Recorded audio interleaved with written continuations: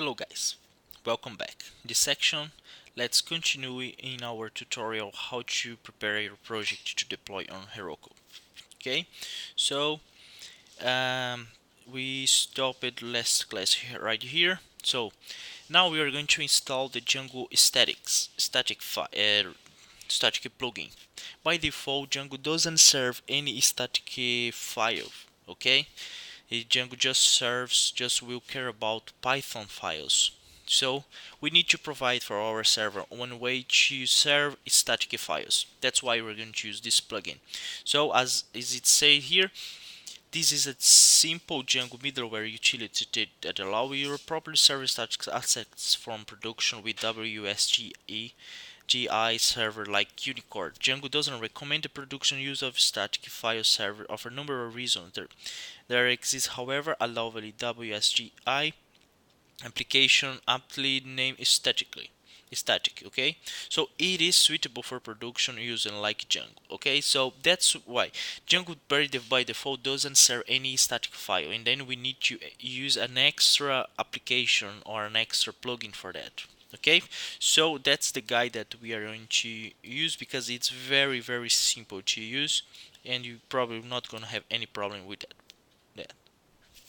Okay, so we paste it here, and Django pip automatically installed the Django static for us, and then we need to import this guy inside the WSGI file. Okay, so we go here and import that, and we are going to wrap the application, this application guy and this function inside the cling. Okay, cling or cling as you want.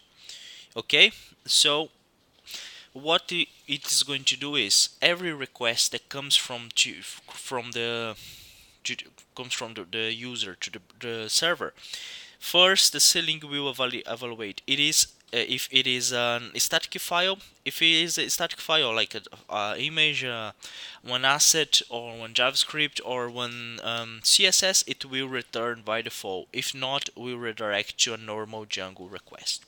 Okay, that's very simple thing to do. And we need to define our static root inside our settings. Okay, so static root, we don't have it yet, so we are good to go. I'm going to delete that. What this thing is doing is we will get the base dir that is defined here.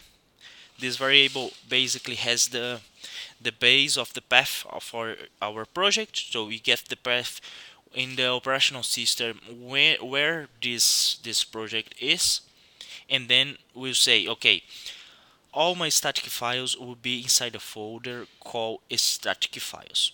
Okay, and we'll concentrate all of them. We'll copy from here and from here, or actually from here and from the apps to inside this folder. That's it. Okay, next step, we need to extract the dependencies for our project to a file called requirements.dev.txt. If you paste this code here, it will generate one file called requirements.dev. That's basically every single plugin that we installed for our project. So basically, we installed we'll extract Django and Python decouple, statics, the database URL, and static. Okay, so that's the requirements that Heroku will need to install for our project. And as well, create a file called requirements.txt and include the reference to the previous file. So let's create one file with this name, the root of our project, like here. Okay, and let's paste this code right there. What it is doing is basically Heroku will look to this file and will install everything that is inside this file, this guy, and as well Unicorn and PsychoPG2. This is a plugin for Django to communicate with the Postgres database. Why we have this separation? Basically because we don't need to install either this or this guy in our local machine. It is necessary just for Heroku. So we, for our machine, for new developers, need to install just these guys, so it can do pip install minus r requirements dev. But Heroku will do requirements txt that will install this and as well these two on other guys. Okay, that's why we separate that into different files. Okay, now we need to create a proc file exactly with this name with capitalized P. Okay, inside the root of the file, and put this code right there. And we need to change website because our application is not called website, it's called clients. So clients, like this. Okay, very good. Runtime txt, same thing. We need this file as well, and we're going to tell Heroku what's the runtime for our project. So Heroku will provide one server with Python 3.6 out of the box for us. Very nice. Okay, now next step you need to do, you need to create the app at Heroku. But first, you should install the Heroku CLI tools in your computer previously. So guys, when you get to this point, you need to go to Heroku, sign up for a new account, create your account, and install this tool.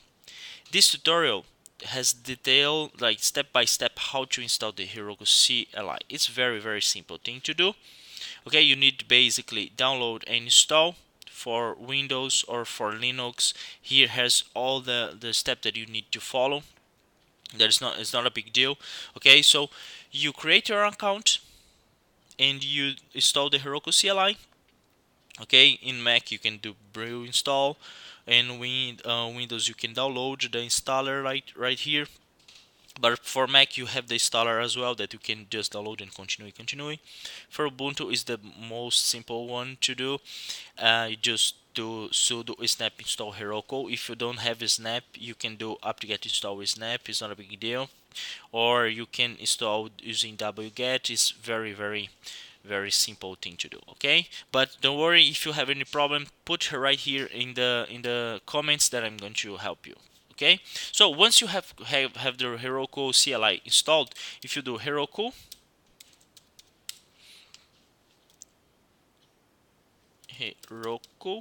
like this, we can see that the tool was recognized. So here's the options for this command. Okay, so it's working fine. Now let's create the application. To create the application remotely, you need to copy this code here and paste it here. Where's that? Okay, and you change the app name. Okay, so here is up to you what name you want to put. Okay, I'll call that let me check, let me think a little bit. Sales Heroku, I don't know, maybe, or my sales. Let's try my sales. Yeah, it's name. My sales are already taken, so my sales, so sales 2.0. I don't know if it's allowed to have a dot in the name. Must start with a letter. It's not allowed. So sales 2 maybe. It's already taken. That's the hardest part. My sales 2. Okay, my sales 2.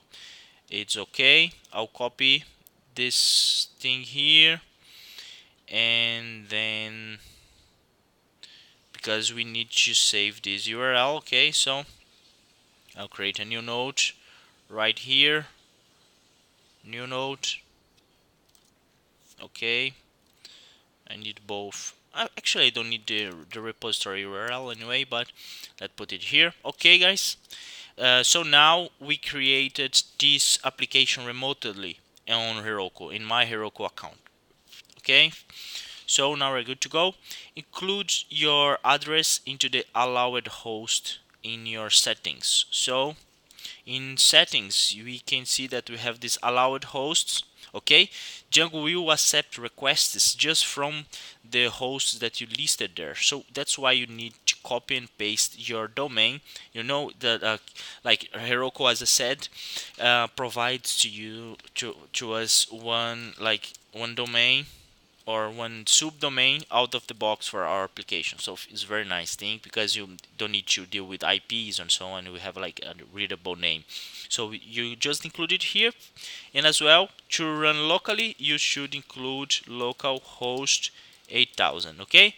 Because that's the port that we are running locally. Here we go. Um, Now we need to install this guy, Heroku plugin install Heroku config. We need to install this guy to push our. Okay, yeah, it is already installed in my machine, but for you, you're not gonna have the same problem. You can just install and it will be working fine.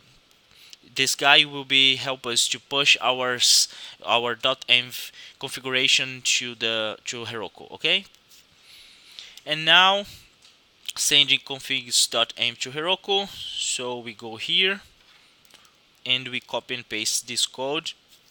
This, oops.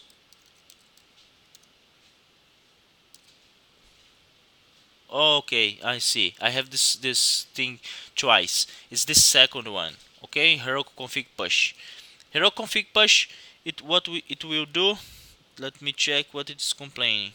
Heroku config push minus a. Let me take off the minus a.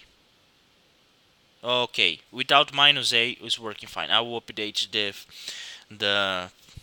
the tutorial. Maybe it changed recently because it was working with minus a. What it is doing, guy, basically it is exporting this configuration, all the configuration that we have here. It is pushing it to Heroku, okay, to your environment. So we're setting the bug true and your secret key, okay.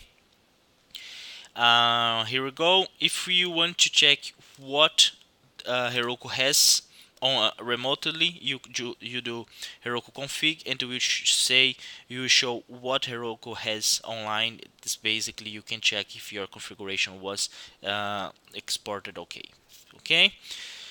Now we need to add everything and to the Git. So I do Git status. Let me check if I want to include everything. .env we need proc files settings. Yeah, basically we need to add everything. So git add dot git commit /m setup Heroku dependencies. Okay, cool. And then okay, so now we have everything set up properly. All the proc files, requirements, runtimes, virtual environments, WSGI with static files and settings with secret keys and so on and so forth. And I think that now we are good to do our first deploy. Because this class is already too long, let's do this next class. Next class we're going to push it online. We're going to solve any eventually problem that we have, and as well I will show you how to do a few extra steps. Okay, I hope you enjoy it. Make sure that you did everything exactly as we have in the tutorial, and I will see you next class. Okay guys, see you, bye bye.